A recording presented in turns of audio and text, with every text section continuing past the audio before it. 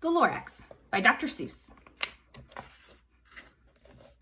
At the far end of town, where the grickle grass grows, and the wind smells slow and sour when it blows, and no birds ever sing, excepting old crows, is the street of the lifted Lorax. And deep in the grickle grass, some people say, if you look deep enough, you can still see today, where the Lorax once stood, just as long as it could, before somebody lifted the Lorax away. What was the Lorax, and why was it there? And why was it lifted and taken somewhere? From the far end of town, where the grickle grass grows. The old Onceler still lives here. Ask him, he knows. You won't see the Onceler. Don't knock at his door. He stays in his lurkum on top of his store. He lurks in his lurkum, cold under the roof, where he makes his own clothes out of miff-muffered moof. And on special dank midnights in August, he peeks out of the shutters, and sometimes he speaks and tells how the Lorax was lifted away. He'll tell you, perhaps, if you're willing to pay. On the end of a rope, he lets down a tin pail, and you have to toss 15 cents and a nail in the shell of a great-great-grandfather snail. Then he pulls up the pail, makes a most careful count to see if you've paid him the proper amount.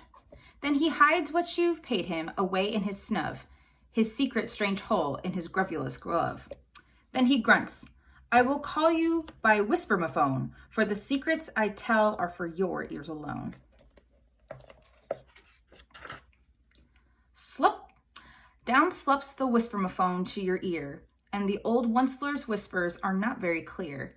Once they have to come down through a snurgly hose, and he sounds as if he had smallish bees up his nose. Now I'll tell you, he says, with his teeth sounding gray, how the Lorax got lifted and taken away. It all started way back, such a long, long time back. Way back in the days when the grass was still green, and the pond was still wet, and the clouds were still clean, and the song of the swans rang out in space, one morning I came to this glorious place. And I first saw the trees, the truffula trees, the bright-colored tufts of the truffula trees, mile after mile in the fresh morning breeze. And under the trees, I saw brown barbaloots frisking about in their barbaloot suits as they played in the shade and ate truffula fruits. From the ripulous pond came a comfortable sound of the humming fish humming while splashing around. But those trees, those truffula trees, all my life I'd been searching for trees such as these. The touch of their tufts was much softer than silk, and they had the sweet smell of fresh butterfly milk. I felt a great leaping of joy in my heart. I knew just what to do. I unloaded my cart. In no time at all, I had built a small shop. Then I chopped down a truffula tree with one chop. And with great skillful skill and with great speedy speed, I took the soft tuft and I knitted a thneed. The instant I'd finished, I heard a gazoom. I looked. I saw something pop out of the stump of the tree I'd chopped down. It was sort of a man. Describe him? That's hard. I don't know if I can. He was shortish and oldish and brownish and mossy, and he spoke with a voice that was sharpish and bossy. Mister, he said with a sawdusty sneeze, I am the Lorax. I speak for the trees. I speak for the trees have no tongues, and I am asking you, sir, at the top of my lungs. He was very upset as he shouted and puffed. What's that thing you've made out of my truffula tuft? Look, Lorax, I said, there's no cause for alarm. I chopped just one tree. I am doing no harm. I am being quite useful. This thing is a thneed. A thneed is find something that all people need. It's a shirt, it's a sock, it's a glove, it's a hat, but it has other uses, yes, far beyond that. You can use it for carpets, for pillows, for sheets, or curtains, or covers for bicycle seats. The Lorax said, Sir, you are crazy with greed. There is no one on earth who would buy that fool thneed. But the very next minute, I proved he was wrong, for just at that minute, a chap came along, and he thought that the thneed I had knitted was great. He happily bought it for $3.98. I laughed at the Lorax. You poor stupid guy. You can never tell what some people will buy. I repeat, cried the Lorax, I speak for the trees. I'm busy, I told him. Shut up, if you please. I rushed across the room and in no time at all, built a radio phone. I put in a quick call. I called my brothers and uncles and aunts. And I said, listen here, here's a wonderful chance for the whole Onceler family to get mighty rich. Come over here fast. Take the road to North Nitch. Turn left at Weehawken, sharp right at South Stitch. And in no time at all, in the factory I built, the whole Onceler family was working full tilt. We were all knitting thneeds, as busy as bees, to the sound of chopping of the truffula trees. Then, oh baby, oh, how my business did grow. Now chopping one tree at a time was too slow. So I quickly invented my super axe hacker, which whacked off 4 truffula trees at one smacker.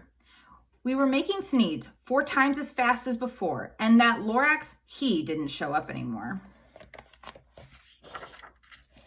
But the next week he knocked on my new office door. He snapped, I'm the Lorax who speaks for the trees, which you seem to be chopping as fast as you please.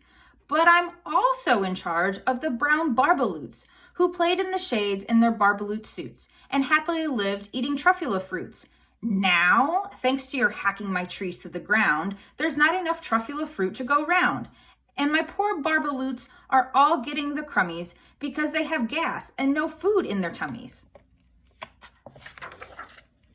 They loved living here, but I can't let them stay. They'll have to find food, and I hope that they may. Good luck, boys, he cried, and he sent them away.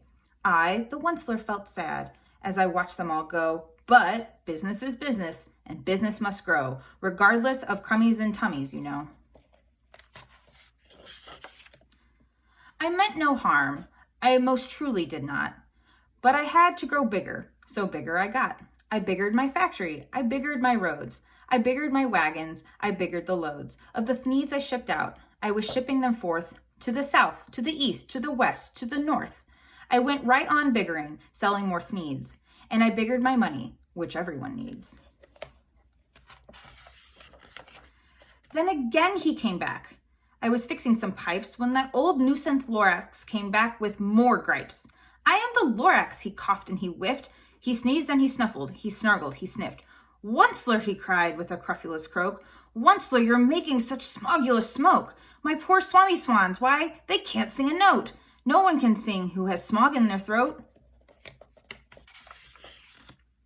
And so, said the Lorax, please pardon my cough, they cannot live here, so I'm sending them off. Where will they go? I don't hopefully know. They may have to fly for a month or a year to escape from the smog you've smogged up around here. What's more, snapped the Lorax, his dander was up, let me say a few words about gluppity-glup. Your machinery chugs on day and night without stop, making gluppity-glup, also schloppity-schlop. And what do you do with this leftover goo? I'll show you, you dirty old Onceler man, you. You're glumping the pond where the humming fish hummed.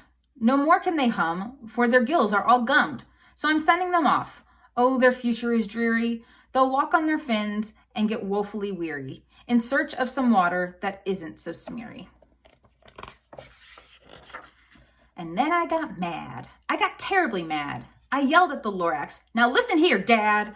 All you do is yap yap and say bad, bad, bad, bad. Well, I have my rights, sir, and I am telling you, I intend to go on doing just what I do.